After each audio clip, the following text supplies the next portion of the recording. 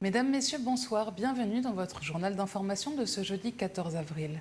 Merci d'être avec nous pour faire un point sur l'actualité martiniquaise.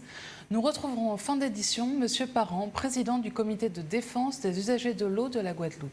Bonsoir M. Parent. Bonsoir. Nous vous retrouvons donc en fin d'édition. Très bien.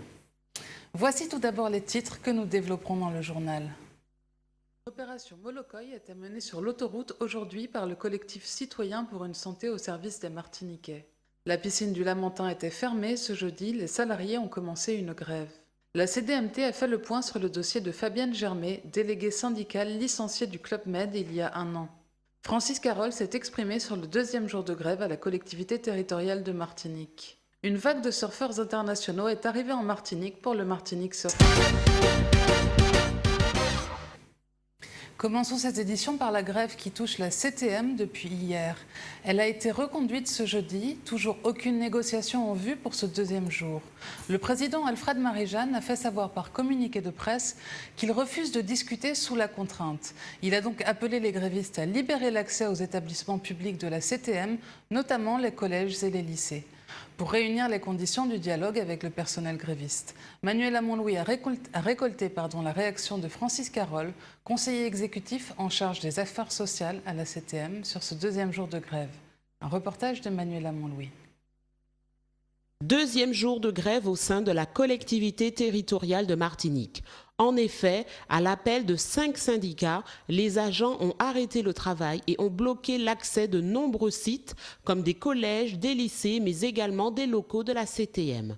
Aujourd'hui, les élus territoriaux sortent de leur silence pour évoquer une grève au relent politicien, alors que selon eux, tout était fait pour créer les conditions d'un dialogue constructif. Il y a derrière cette grève plusieurs choses. Il y a le bon grain et il y a l'ivraie. Commençons par l'ivraie. L'ivraie, c'est évidemment la manipulation politique de l'ancien président de région qui est très net, très clair dans cette affaire. La seconde chose, le bon grain, il y a des syndicats, pas tous, certains, qui légitimement pensent qu'il y a des revendications et qui posent des revendications. Certaines de ces revendications sont parfaitement légitimes. Ce sont des situations que nous avons trouvées, notamment le mal-être du personnel dans le social. Ça n'a pas été créé en 3 mois. Ça existe depuis des années et ça s'est accentué à partir des années 2011. Il faut évidemment entendre et chercher des solutions, ce que nous avons déjà commencé à faire, évidemment, à une échelle réduite en l'espace de 3 mois.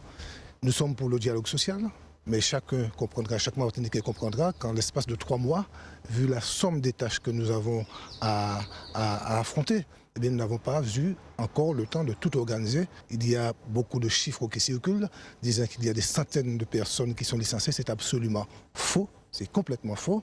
Et d'autre part, il faut savoir aussi que des contrats qui arrivaient à leur fin en décembre, des contrats qui avaient été signés par l'ancienne majorité en septembre et qui se terminaient en décembre 2015, Alfred Marie-Jeanne les a prolongés de 2, voire de 3 mois. C'est ça la réalité. Nous souhaitons que tous les sites qui ont été cadenassés, que ces sites soient décadenassés, que la Martinique soit décadenassée. Dans un communiqué, Alfred Marie-Jeanne, le président du conseil exécutif, invite les syndicats à négocier une fois tous les accès libérés. Liant le social à la santé maintenant, le collectif des citoyens pour une santé au service des Martiniquais a entamé une marche ce jeudi matin pour dénoncer les choix politiques conduisant au démantèlement des hôpitaux de Martinique. Une centaine de personnes ont donc pris le chemin de l'Étang-Abricot à Fort-de-France pour manifester devant l'ARS. Un reportage de Manuela Montlouis et William Zali. Ils étaient environ une centaine à défiler ce matin. Les manifestants du collectif citoyen pour une santé au service des Martiniquais ont marché de l'hôpital Mangovulsin à l'agence régionale de santé à l'Étang-Abricot pour alerter les Martiniquais sur les choix politiques en matière de santé. Démantèlement des hôpitaux, dégradation de la prise en charge, tels étaient quelques-uns des problèmes soulevés par ce collectif. Je dis à les citoyens martiniquais, yo du bout pour la santé. parce que nous avons l'autre conception de la personne humaine. Nous avons que le système administratif là, système politique là, système économique là, qui compromettent la personne humaine martiniquaise. Il a mis en danger l'affaire du chlordécone, un système éducatif qui ne tient pas debout, un système sanitaire qui ne tient pas debout. Alors aujourd'hui jour, nous avons fait valoir en notre citoyenneté, en citoyenneté martiniquaise qui prend en charge justement la dénonciation de caducité coloniale d'un système tala, qui prend en charge que nous avons d'autres ambitions pour la personne humaine martiniquaise. Alors c'est ça nous qu'a dit, marche tala, il symbolique. C'est une obligation, c'est un devoir martiniquais que nous fait la dénonciation du système sanitaire tala qui a génocidé silencieusement, hypocritement le système politique, les Martiniquais. Pour le collectif, cette marche n'est qu'un des premiers coups de semonce sonnant la lutte pour une santé en faveur des Martiniquais. Poursuivons dans les questions sociales. La CDMT organisait ce jeudi une conférence de presse pour faire un point sur le dossier de Fabienne Germé. Cette déléguée syndicale a été licenciée par Yann Monplaisir, patron du Club Med, il y a un an. Un licenciement jugé abusif par la CDMT. Reportage. Le syndicat CDMT a tenu ce matin une conférence de presse pour présenter le cas de Fabienne Germé, déléguée syndicale licenciée du Club Med. Pour le syndicat, ce licenciement est illégal et il entend faire valoir les droits de la salariée. Nous avons pris des précautions pour alerter la direction du Club Med sur une question que nous considérons comme grave pour l'ordre dans ce pays-là. Un délégué du personnel et un salarié protégé. Pour le licencier, quelle que soit la faute commise, on doit avoir l'autorisation de la direction du travail. Comme il n'a pas commis de faute, on a demandé l'avis de la direction du travail. La direction du travail fait son enquête et refuse sa rupture de contrat. Bien. Quelle est la conséquence de ce refus? Eh bien, on se sépare d'elle quand même. Elle est interdite d'établissement. Elle a un contrat de travail, puisque l'inspection du travail refuse. Par conséquent, vous avez un employé qui a un contrat de travail, qui ne peut pas être employé ailleurs, et qui ne perçoit pas ses émoluments, son salaire.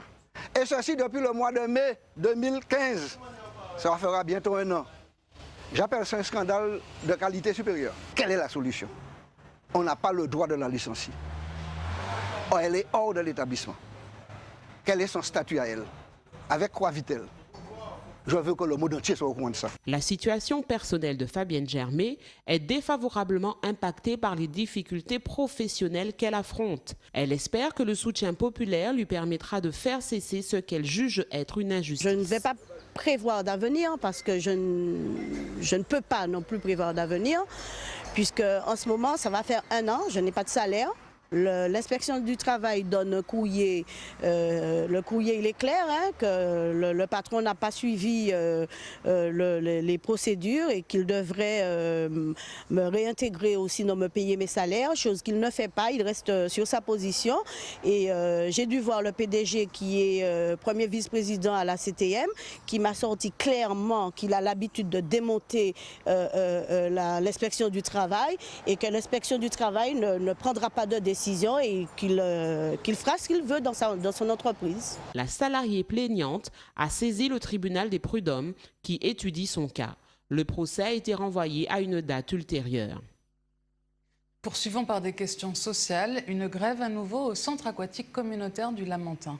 Les salariés dénoncent la non-représentativité de l'UNSA, l'Union nationale des syndicats autonomes. Un reportage de William Zali. Les agents du centre aquatique communautaire ont bloqué les accès du site pour protester de leur manque de représentativité au sein des instances. Ils réclament l'intégration de leurs syndicats dans les structures de discussion. Nous sommes mobilisés aujourd'hui de façon à pouvoir faire revendiquer nos droits au niveau de la représentation syndicale, au niveau de la piscine du centre aquatique communautaire du Lamentin. Il y a eu un problème au niveau des élections de CE, c'est-à-dire que ceux qui gèrent la piscine, c'est notre employeur, c'est l'UCPA, qui a une représentation au niveau national, donc c'est une grande filiale au niveau national. Et nous voulons que nos représentants syndicaux puissent avoir du pouvoir ici en Martinique et que l'on puisse, si vous voulez, qu'on respecte les spécificités martiniquaises. Si notre syndicat n'a plus lieu d'être, on sera représenté par des syndicats qui sont à 8000 km et si vous voulez, le dialogue social est rompu complètement au niveau de la piscine. Nous ne voulons pas que ça arrive, nous voulons maintenir ce dialogue social entre les salariés et les patrons, quand bien même que pour l'instant cela puisse bien se passer, mais nous ne voulons pas à l'avenir que nous puissions être représentés par des syndicats qui sont à 8000 km. Les agents ont suspendu le travail l'espace d'une journée. Le site devrait donc rouvrir dès demain. Parlons maintenant du Martinique Surf Pro qui se tiendra du 17 au 24 avril à Basse-Pointe pour la 2e année consécutive. Une vague de surfeurs internationaux a fait son arrivée en Martinique ce jeudi après-midi. Nous les avons rencontrés à l'aéroport Aimé Césaire. Reportage. Une vague de surfeurs internationaux est arrivée à l'aéroport Aimé Césaire cet après-midi pour participer à partir de dimanche au Martinique Surf Pro. L'organisation était bien sûr présente pour les accueillir et les guider.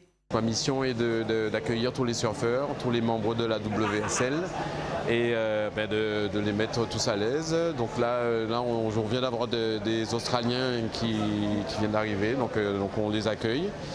Et on va les diriger vers leur voiture de location et après vers les habitations pendant toute la semaine. Ça va être mon boulot d'être avec eux et de les encadrer et de les accueillir, de leur faire voir et découvrir la Martinique. On attend 144 surfeurs au total, donc en espérant qu'ils vont tous être là, présents. On est paré, normalement on devrait avoir du beau spectacle avec tous ces surfeurs, donc ça va être bien. Pour rappel, le Martinique Surf Pro se déroulera du dimanche 17 avril au dimanche 24 avril à Basse-Pointe. Retrouvons maintenant l'invité de cette édition, M. Germain Parent, président du comité de défense des usagers de l'eau de la Guadeloupe. Monsieur Parent, alors la gestion de l'eau en Guadeloupe n'a pas encore été vraiment définie par les autorités ? Pas du tout. Catastrophique, si je peux le dire. Oui, c'est-à-dire ? Mais nous, association de défense des usagers, nous sommes sur le terrain et nous sommes là à surveiller et à bien garder l'intérêt général de cette population qui est vraiment en difficulté à ne pas avoir le plus souvent de l'eau au robinet et qui en reçoivent des factures sans même qu'il y ait de l'eau. Et nous sommes là pour leur protéger, servir de protection pour eux. Et pour cela, vous apportez des propositions aux Absolument. autorités ? On apporte des propositions et on leur dit que tout ce qu'ils auront envie de faire et à mettre en place, sans le comité, ils ne pourront pas, puisqu'ils ne sont pas des gens de terrain. C'est nous qui connaissons l'usager, qui connaissent la ressource et qui connaissent aussi comment est la canalisation en très mauvais état. Et donc, dans ce but-là, il faudrait qu'ils travaillent avec nous. C'est ce qu'on veut, que l'ensemble des élus de la Guadeloupe, et pourquoi pas demain la Martinique, oui, à travailler en même temps avec les usagers, les représentants, pour qu'ils puissent améliorer une structure de manière à donner ce liquide vital qui doit être à un prix raisonnable pour chacun des usagers. Mais maintenant, l'usager, c'est le vache à lait, on lui fait payer ce qu'on veut, ce qu'on a besoin, ce n'est pas ce qu'on a attendu. Alors, une de vos propositions est de mettre en commun la gestion de l'eau entre les îles Sœurs, donc la Guadeloupe et la Martinique. Absolument. Il faudrait qu'il y ait des usines de production et de distribution avec une canalisation nouvelle, propre à la consommation, de manière à donner de l'eau en qualité et en quantité, et puis faire travailler, pourquoi pas, les Guadeloupéens et les Martiniquais, les différents ingénieurs que nous avons sur place, qui ont les moyens et qui savent et qui connaissent. Parce qu'on a trop donné. On a donné beaucoup d'argent aux multinationales qui ont vraiment mis la main dans la poche de nos usagers, de nos parents, et que malgré ça, on a une canalisation qui est en très mauvais état, qu'on va encore dépenser beaucoup d'argent. Donc nous disons non, il faut arrêter, c'est trop aujourd'hui.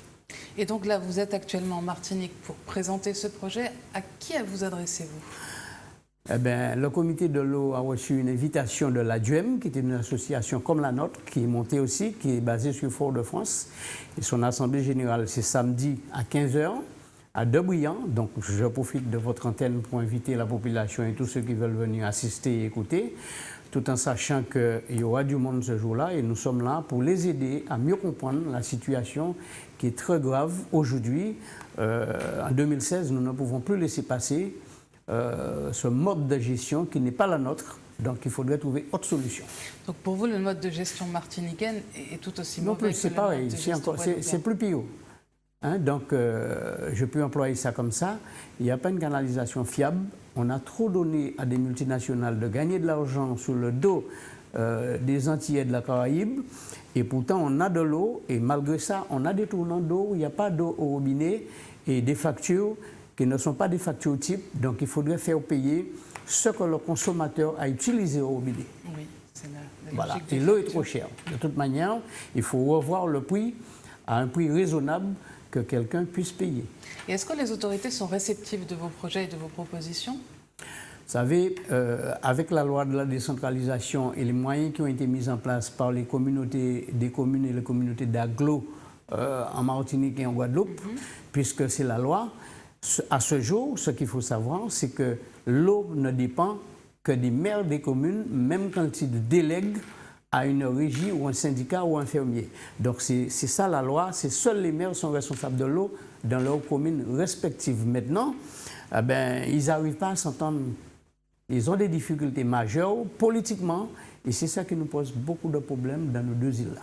Oui, parce que chaque commune ne peut pas appliquer le règlement ou la réglementation qu'elle souhaite. Pas du tout, pas du tout. Nous avions besoin qu'il y ait quelque chose de commun, mais ensemble, avec tout le monde, de manière à se servir de ce liquide qui appartient à un bien commun, mais c'est le bien commun de la nation, c'est à tout le monde, donc on ne peut pas laisser gérer n'importe comment.